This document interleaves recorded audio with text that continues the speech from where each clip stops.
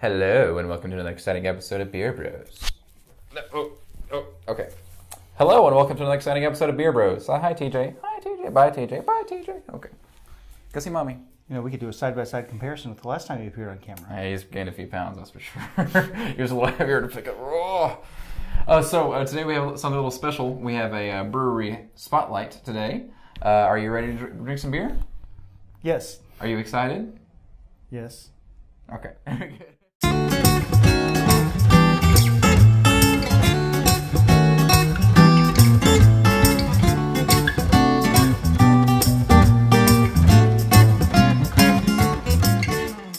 All right, so like I said, we have a special brewery highlight today. We have Real Ale Brewing Company out of Blanco, Texas. And where's Blanco? Blanco is outside of the Austin area. So Austin, Texas is the capital of Texas, so close to the capital.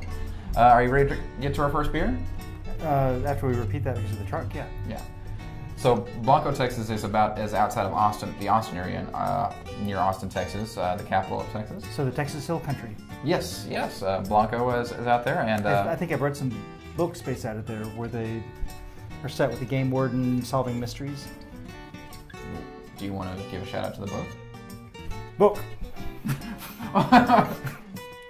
All right, and we're going to get to the first beer from Real Ale Brewing Company. And the first one we have today is their Real Ale Brewing Company. It's the Full Moon Pale Rye Ale. So we got the Pale Rye Ale. So what do you know about pale ales or rye ales? How come your glasses are clean? Because I went and washed mine.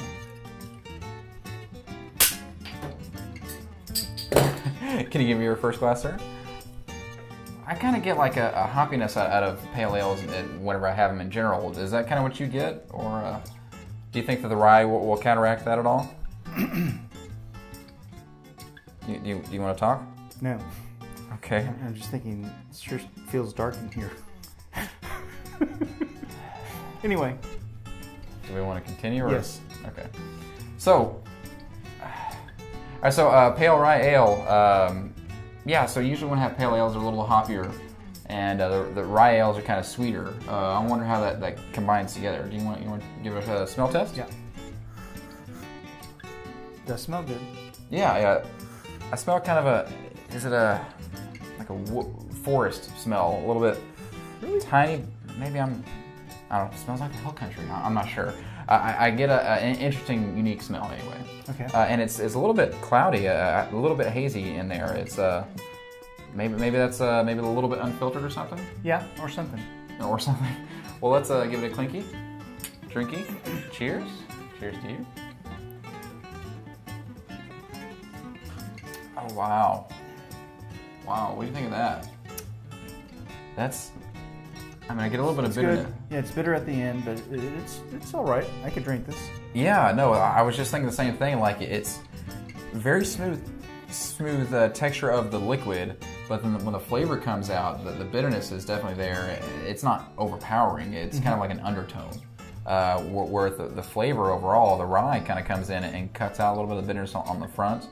It comes in on the end, and it's we're not big on bitter beers. We like our stouts that are more oily, and thick. This one's just one of the most pleasant bitter beers I've ever had. Okay, it's pretty good. All right, so we're gonna move on to our second beer of the day. Will you pull this one out for us? Da-da-da-da. We have Real Ale. I bet you didn't see that coming. Brewhouse Brown Ale.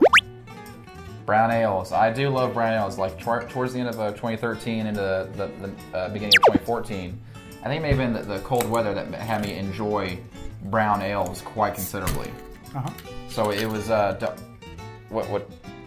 So I have high hopes. Not in the face.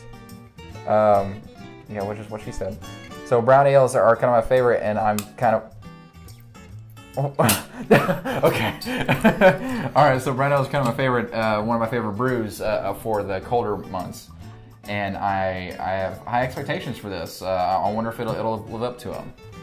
So if you look here, it's kind of a darker hue, kind of semi cloudy like it was before.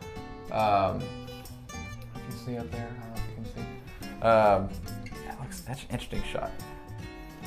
Anyway, so it's kind of semi-cloudy, but maybe that's like an attribute of this brewery with a semi-cloudy, almost unfiltered style. Let's give it a smell test. Smells brown. Yeah, kind of like we've had that Samuel Smith hazelnut brown nectar, I think what it was. That kind of a hazelnut smell. I'm not sure if I get a full hazelnut smell, but I get some kind of sweet, almost nutty smell into it. It's interesting. Let's give it a clinky. Drinky. Cheers. Cheers to you. It's good. Very brown. Very. Yeah, that is. I am quite happy with this brew right here. The Brewhouse Brown Ale. Wow, it's just there's nothing that's like over the top and kick you in the face of any flavor. It's just fantastic all around. It's like they know what. Okay, here's a brown ale, and let's make it fantastic. And this is what it is. It's like a very enhanced version, like 2.0 of brown ale. I'm salivating still thinking about it and having it in my mouth. It's Wish I had a little belt.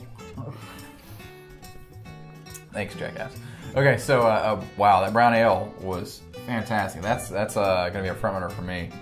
Man, I wish it were like November and I could love that next to a fire. That'd be great for me, or in a hot tub or something. Here we go. Yeah, now we got the third beer. We have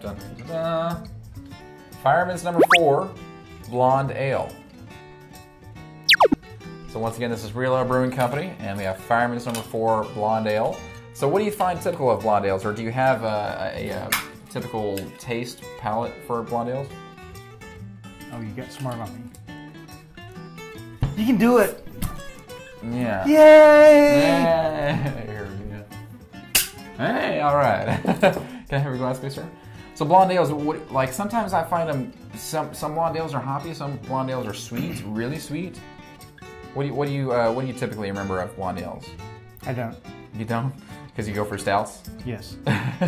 So why don't you describe the color and hue of that?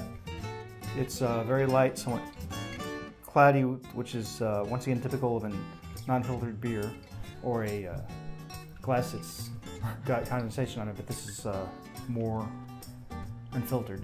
Yeah, it seems like it's halfway between transparent and unfiltered, like totally unfiltered. It's kind of got that great mix in between. It's very effervescent, like the other beers. I'm not sure if we mentioned that before. These ones are not bubbling anymore. It seems like they've been sitting long enough. It seems like it has effervescence for a while, and then it'll stop. Wow. Well, yours is more effervescent than mine. It seems like maybe I pour a little harder than the last one. Let's give it a smell test.